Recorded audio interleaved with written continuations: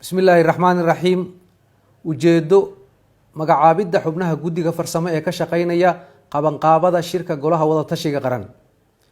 ra-iisul wasaaraha xukuumadda jamhuuriyadda federaalk soomaaliya markuu arkay qodobka 99 iyo 100 ee dastuurka ku-meel gaarka ee jamhuuriyadda federaalk soomaaliya, markuu arkay baahida loo qabo in la magacaabo guddi farsamo oo ka kooban xafiiska ra-iisul wasaaraha, dowlad goboleedyada xubnaha ka ah dowladda federaalk iyo gobolka banaadir, markuu arkay magacaabidda xubnaha ay soo gudbiyeen madaxda dowlad goboleedyada xubnaha ka ah dowladda federaalk iyo gobolka banaadir, markuu tixgeliyey habraaca hirgelinta heshiiskii siyaasadeed ee hagaya doorashada 2020-2021 ee heer federaal iyo guddiyada doorashada dadban ee heer dowladaha xubnaha ka ah iyo dowladda federaalk ee lagu saxiixay magaalada muqdisho 1 Oktoobar 2020, gaar ahaan faqradda labaad ee mabaadi'da, markii uu xeeriyey mudnaanta ay leedahay qabashada doorashada hay-adaha dastuuriga si waafaqsan dastuurka ku-meel gaarka iyo ugobol xaaridda shir ay isugu yimaadaan golaha wadatashiga qaran, kaasoo lagu dhammaystirayo wadahadaladii arrimaha doorashooyinka ee u dhexeeyey dowladda federaalka, dowlad goboleedyada xubnaha ka ah dowladda federaalk iyo gobolka banaadir. qodobka 1, magacaabid.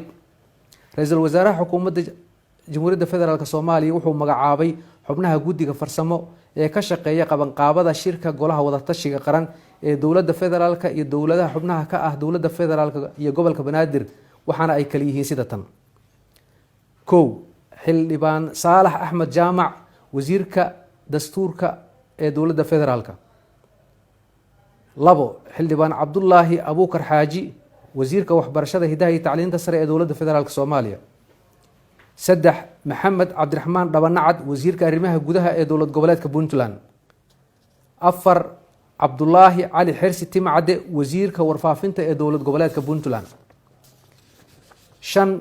xersi jaamac gaani, wasiiru dowlaha madaxtooyada dowlad goboleedka jubbaland.